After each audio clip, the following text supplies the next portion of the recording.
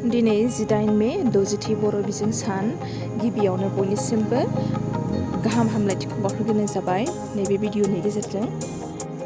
आङो बुंनो सानो जोंनि बर' बिजों आरो बर' रावखौ जों बर' हारियानो फोथांनानै लाखियाबा आरो सोलायफिननायाव ओंखायनो जोङो बयबो बर' रावखौहाय जौगासार होनायाव जों बयबो हेफाजाब होनांगोन, जों बयनिबो आखाइ।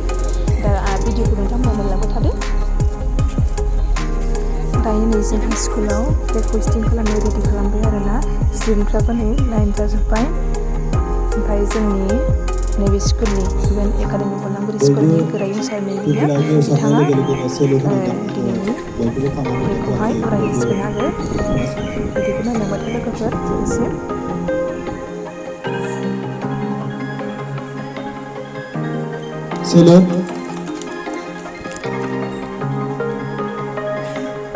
बर' राव गेवलांथों, बर' राव गेवलांथों, बर' बिजों सान थांनानै थाथों, बर' बिजों सान थांनानै थाथों, बर' बिजों गेवलांसारथों, बर' बिजों गेवलांसारथों।